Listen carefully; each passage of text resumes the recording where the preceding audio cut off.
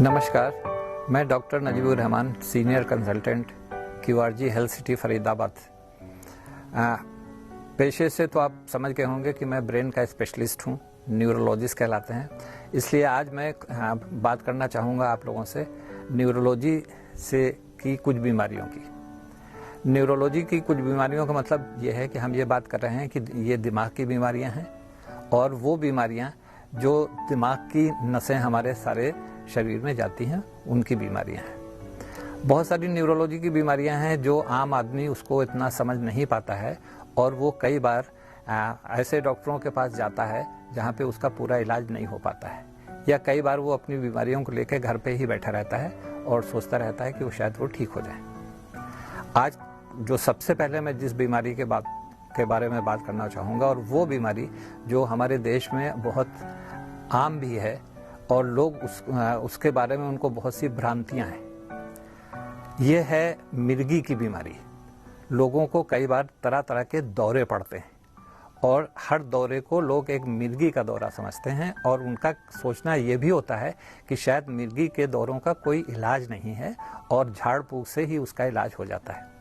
आज की तारीख में जितने भी दौरे होते हैं उनमें से कुछ परसेंट ही मिर्गी के दौरे होते हैं, लेकिन सारे दौरे जो हैं उनका ताल्लुक दिमाग से होता है।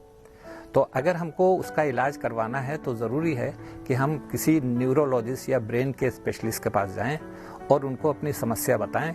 वो जो जांचें करवाएंगे, जो भी वो उसके बाद डिसाइड करेंगे, फिर आपको ये पता चल जाएगा कि ये मिर्गी का दौरा है या दिमाग के अंदर कोई ऐसा विकार आ गया है, दिमाग में खून की कमी हो गई है, दिमाग के अंदर कोई ऐसी गांठ आ गई है जिसकी वजह से ये दौरे पड़ रहे हैं, या किसी मानसिक तनाव के कारण ये दौरे पड़ रहे हैं। हमारे लिए ज़रूरी है कि हम अपनी बीमारी को ठीक से समझें और उसका ठीक से जांच और इलाज कराएं। मिर्गी के बाद जो दूसरी बीमारी है जिसको हम कहते हैं लकवा या अधरंग, इसका मतलब ये होता है कि हमारे शरीर का आधा हिस्सा ऊपर से नीचे तक सुन्न पड़ जाता है या बिल्कुल काम करना बंद कर देता है। आदमी को बोलने भी मुश्किल होने लगती है। अगर लकवा या अधरंग का अटैक जो है वो बहुत भारी वाला है तो आदमी पूरी बेहोशी में भी चला जाता है। यह ऐसी बीमारी है कि अगर इसका इलाज जितनी जल्दी से जल्दी शुरू कर लिया जाए उतनी जल्दी से जल्दी इसके फायदे हमको मिल सकते हैं।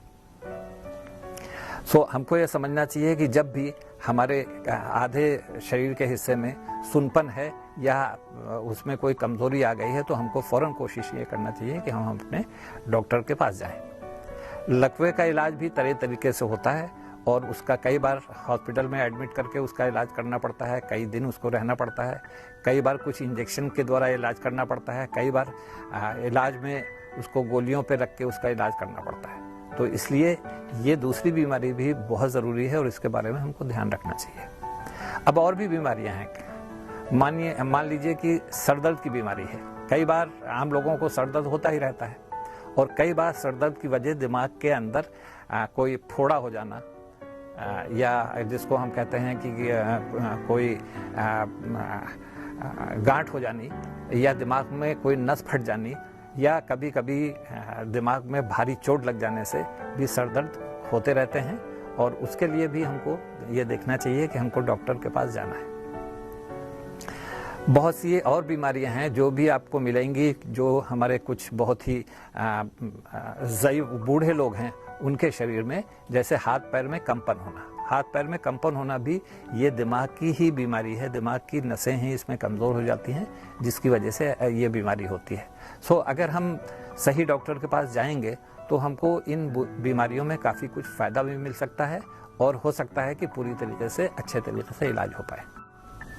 मैं समझता हूँ कि जो मैंने आपको अभी जिन बीमारियों के बारे में बताया उन पे आप ध्यान देंगे, और अगर आगे कभी भी ऐसी समस्या आती है तो आप अपने आसपास जो दिमाग के स्पेशलिस्ट हैं, डॉक्टर हैं, न्यूरोलॉजिस्ट हैं, उनके पास ज़रूर जाएंगे। धन्यवाद।